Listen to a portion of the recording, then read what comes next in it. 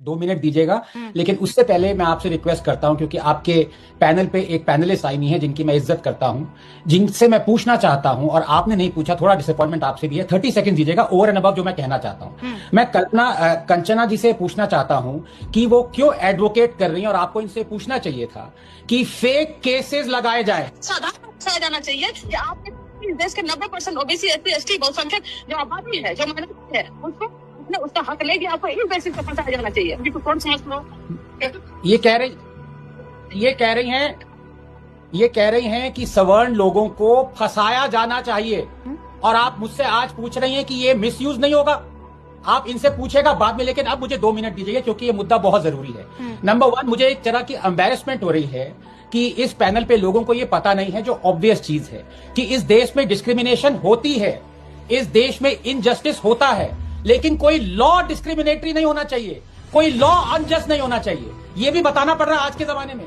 देखिए, यूजीसी के इक्विटी नियम अन्यायपूर्ण हैं और उन्हें बदलना जरूरी है। क्यों? नंबर 1, जाति भेदभाव रूबिका के पीड़ित की परिभाषा का सामान्य वर्ग को शामिल ही नहीं किया गया है।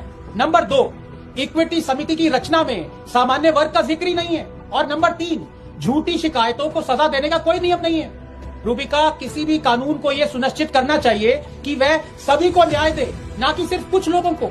एक अच्छा कानून दुरुपयोग किया जा सकता है और इसमें अच्छे कानून का कोई दोष नहीं है, बिल्कुल ठीक बात है, लेकिन आप एक बुरे कानून का दुरुपयोग नहीं कर सकते, आप इसे सिर्फ उपयोग कर सकते हैं। और यही एक कंचना जैसे लोग करना चाहते हैं। मैंने आपको सुनाया है, कह रहे फेक केसेस लगाए जाएं, और यही होगा।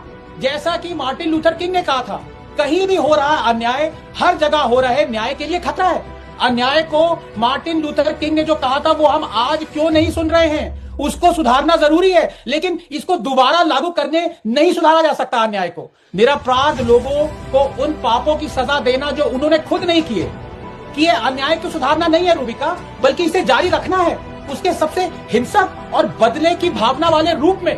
इसीलिए मैं कह रहा हूं, यूजीसी के इक्विटी लॉज कैंपस में हो रहा है एक अन्याय है, जो देश में हो रहे न्याय के लिए खतरा बनेगा। रूबिका, मेरा हमेशा से ये मानना रहा है कि आरक्षण को लक्षित और समयबद्ध होना चाहिए। जैसे कि भारत में एक मुख्य न्यायाधीश और डॉक्टर अंबेडकर ने भी जोर से कह रखा है। डॉक्टर अंबेडकर तो खुद आरक्षण के केवल 10 और 30 साल की सीमित अवधि के लिए चाहते थे। हमारे राजनेताओं में इतनी बात क्यों नहीं है? लेकिन ये बात आरक्षण की नहीं है, ये बात इनजस्टिस की है। और मैं बार बार ये कहता रहूंगा कि इनजस्टिस हो रहा है, लेकिन जो इनजस्टिस के खिलाफ लड़ रहे हैं वो कैसा इनजस्टिस कर रहे हैं कि लॉ को इनजस्ट बना रहे हैं। शर्मनाक बात है।